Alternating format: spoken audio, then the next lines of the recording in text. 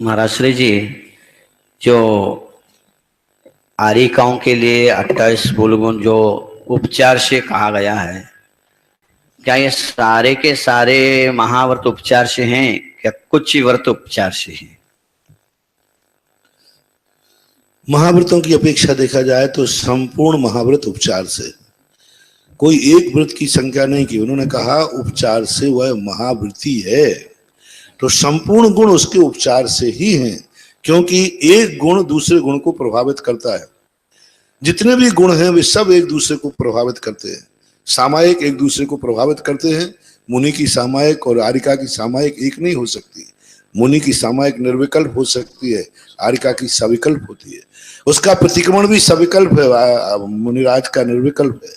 तो ये शरियाएं सारे महाव्रत पूरे के पूरे अहिंसा व्रत भी यही, मुनिराज पूर्ण अहिंसा व्रती हो सकते हैं, आरिका पूर्ण अहिंसा व्रती नहीं हो। सत्यव्रत भी उपचार से, उनका सत्यव्रत भी पूर्णता निर्विकल्प नहीं हो सकता। सत्यव्रत भी उनका उपचार से है, क्योंकि अचौर्य व्रत भी उनका उपचार से, क्योंकि जहां परिग्रह है वहां पांचों व्रत उपचार से ही होंगे।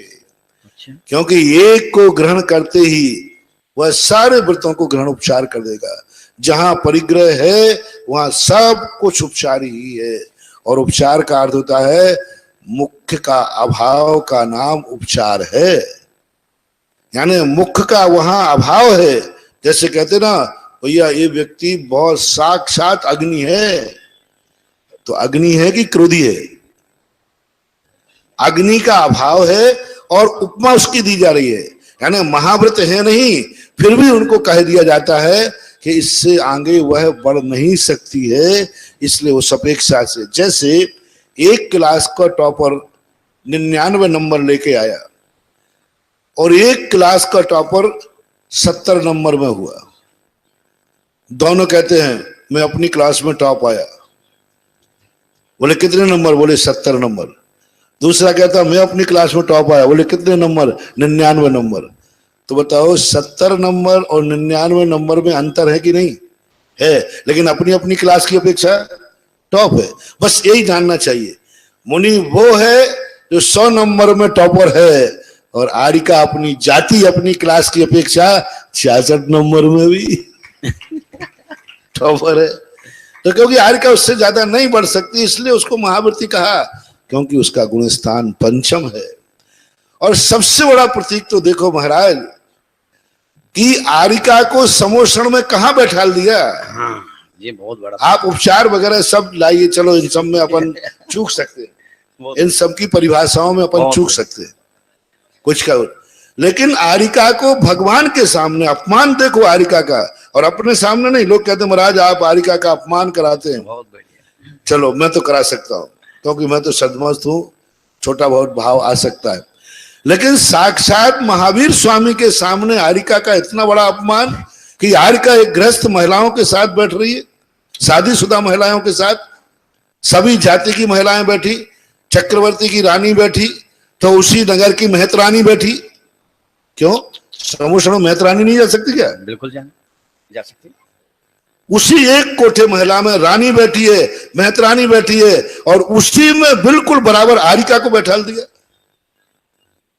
महावीर को सोचना चाहिए कि आरिका कितनी बड़ी पदधारी है, उपचार से महाव्रती है। अरे क्या फर्क पड़ता था 12 के 13 कोठे हो जाते, जबकि देव और देवी अलग अलग है। देव और देवी यहाँ रहे। तो आरिका को महिलाओं के बराबर पर बैठालना क्या बता रहा है? महिलाओं के साथ बैठाल दिया कि नहीं, जहां ग्रस्त महिलाएं बैठेंगी वहीं आरिका बैठेगी। यदि मुनि और महाराज बराबर होते तो मुनियों को भी कह देते जहां मुनिराज बैठेंगे वहीं श्रावक के साथ बैठेंगे। और संख्या की अपेक्षा कहो तो मुनिराजों की संख्या कम होती है और आरिका और स्त्रियों की संख्या ज्यादा होती है। तो फिर तो एक सभा बननी चाहिए थी। मुझे तो सबसे बड़ा उदाहरण, और सब उदाहरणों में मैं हो सकता है अपने निर्णय गलत हो जाएं, लेकिन सबसे बड़ा निर्णय है, पूरे आगम में कोई मतभेद नहीं है। किसी भी आचार्य ने आरिका को अलग से कोठा नहीं दिया, समोषण में स्त्रियों के साथ बैठाया। एलक शुल्लक के लिए अलग से कोठा नहीं दिया, उन्होंने श्रावकों के साथ बैठाला।